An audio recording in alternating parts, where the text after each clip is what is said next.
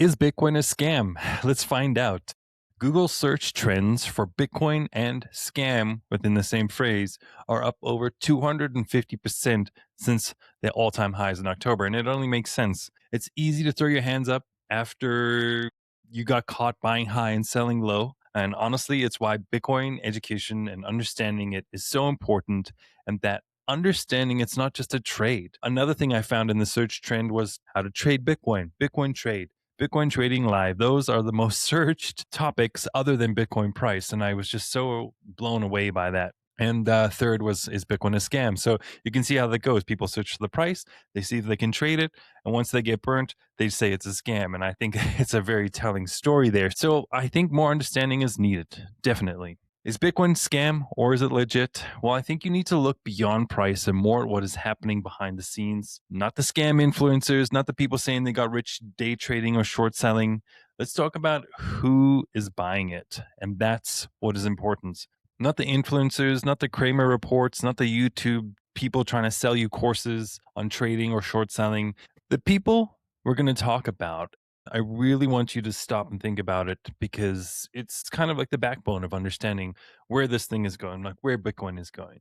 These individuals, family offices, companies, and countries, they have teams of people looking at this. They have analysts, lawyers, compliance offices, risk management teams whose sole job is to make sure that they don't make catastrophically terrible decisions with other people's money. So, we're going to start off with the largest asset management firm on earth, which we all know is BlackRock.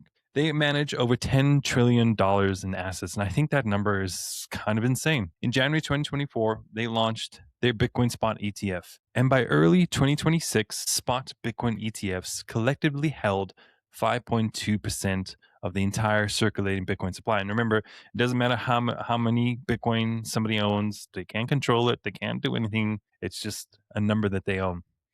Projections from Yahoo Finance suggest US Bitcoin ETF assets under management could reach anywhere from 180 to 220 billion dollars by the end of 2026, which is an insane number. And this is just driven purely by institutional adoption, regulation clarity, and potential rate cuts. We'll see how that goes. And this is a stat that I love, and I think it's very important to understand. In the first 2 years of the US spot Bitcoin ETFs, they attracted roughly $56 billion in net inflows, which is a crazy number, and even crazier when you compare to the gold ETFs, which only drew about $8 billion within the first 2 years of their launch. And if you want to know, that means the Bitcoin ETFs outpaced gold's early adoption by over 600%, which is a wild number. BlackRock didn't do that because they thought Bitcoin was a magic internet money. They did it because their clients wanted exposure. At the end of the day, all these firms, all these hedge funds, they answer to their clients because that's who they make their money off of. And the BlackRock analysts did what they did. They decided it was a legitimate asset worth offering. Fidelity, Invesco, VanEck, even Vanguard now, all of them followed. These are the firms that manage the retirement savings of hundreds of millions of ordinary people. They're not in the business of offering scams. If they thought it was a scam, they wouldn't be putting people's future, which is their retirements, at jeopardy because of it. Now let's talk about companies. There are over 64 different companies who own Bitcoin, and they own over 688,000 Bitcoin. This is excluding MicroStrategy. And Yahoo Finance projects that it's going to hit 2.3 million Bitcoin in corporate treasuries by the end of 2026, which is a huge jump there. Now, Strategy, they hold, I think it's over 818,000 Bitcoin. Tesla, Block, Metaplanet in Japan, a growing list of corporations across multiple different continents have all looked at Bitcoin as a treasury asset and have made a deliberate decision to do it. They wouldn't be doing this if they thought it was a scam. These are not anonymous internet strangers. These are boards of directors, CFOs, and audit committees, people with fiduciary duties and legal obligations to act in their shareholders' best interests, and they decided that Bitcoin is that. If Bitcoin was a scam, these people would be in prison. You have to think about that. Now let's talk about countries. I'm going to make it quick because we know them all. El Salvador became the first country to make Bitcoin legal tender. And although I will be honest, their growth on that end has been slow, right? You can't force it upon the populace, but I think it's going to grow steady with the amount of tourism they're seeing. There's a lot of good stuff coming out of there. Bhutan, if you haven't heard of it, they used excess hydro during their monsoon, their rainy seasons to mine Bitcoin. They mined a bunch of Bitcoin, and now they're building new airports and they're building infrastructure and roads and bridges and all this awesome stuff.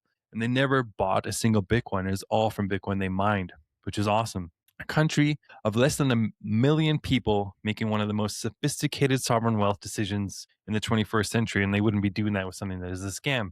And it's not just small nations. The United States government, although I am not encouraging or hopeful with what they're doing or this Clarity Act, they still hold 200,000 Bitcoin, over 200,000 Bitcoin. And even though they are confiscated, which I have real issues with, they still hold it. The same government that regulates financial markets, prosecutes fraud, and put Sam Bankman-Fried in prison for 25 years. They hold Bitcoin. Now, I'm just using this as an example. I have my own personal opinions as far as governments and politicians and Bitcoin. I think they should be completely separate. I don't even think that governments should be allowed to hold Bitcoin. I just don't think it's for them. It's for the individual, which we're going to talk about now. About 106 million people owned Bitcoin in 2025. That's roughly 4% of the global population. 28 to 30% of American adults own some form of cryptocurrency, and I hate saying that word, with adoption particularly strong between the ages of 30 and 44, the millennials. And there's a reason for that, right? The first generation to be poorer than their parents are millennials. That's us, that's me. And it sucks. So we're trying to find an alternative. And I think a lot of people are turning to a sound money system, decentralized, something that the bankers can't screw over again like they did in 2008 and like they do in every single day. These aren't day traders. They're not chasing quick money. Many of them, ordinary people like you and I, have looked at what's happening, and you understand all the things that we've just gone through over the last 20 years, starting in 2008. You get it. And especially if you have a family or you're trying to build your own fortress, your own castle, get a home, you're turning to things that's going to save your purchasing power. It's going to hedge against inflation. And Bitcoin is that. What's happening to the cost of housing and food and everything else? It's just so crazy. And I think more and more people are waking up. They're looking into why is inflation only, why are they telling me inflation's 2%, but my groceries have gone up 38%? Like, I think people are waking up and they're trying to find solutions, and Bitcoin is one of them. And they decided they wanted to own something, right? If we're not going to be able to own a home, if we're not going to be able to own the money in our bank due to fractional reserve banking, then I'm going to own this Bitcoin in cold storage. A generation that grew up watching 40% of all US dollars get printed in a 2-year window. I'm not going to say when that was, but I hope you know when that was that I'm talking about. That's the real scam, right? The dollar is the scam. It's not Bitcoin. The rational response to a broken system is a sound money. So let's get back to the original question. Is Bitcoin a scam?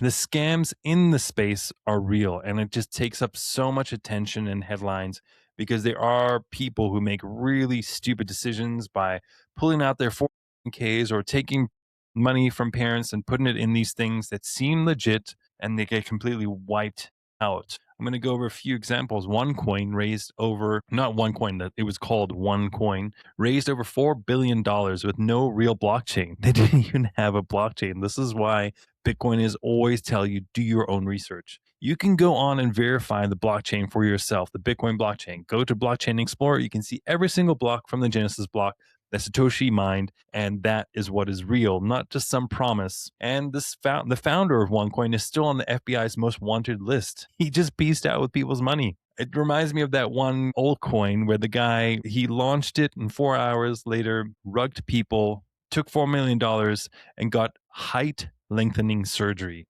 And those people got wiped out. Let's move on to BitConnect.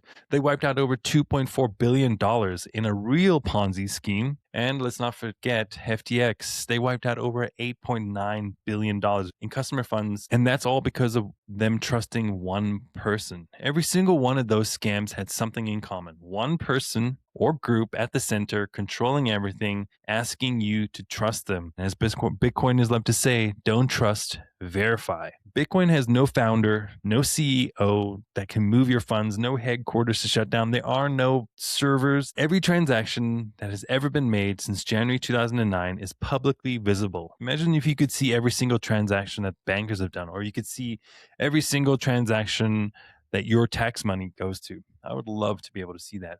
The Bitcoin supply is fixed at 21 million, by math, not by a promise. The scams asked for your trust. Bitcoin was built so you never have to trust anyone.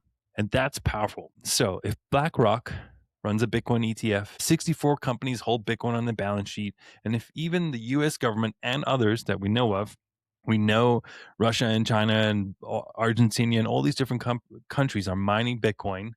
And if 106 million individuals all hold Bitcoin, are all of them wrong? Maybe.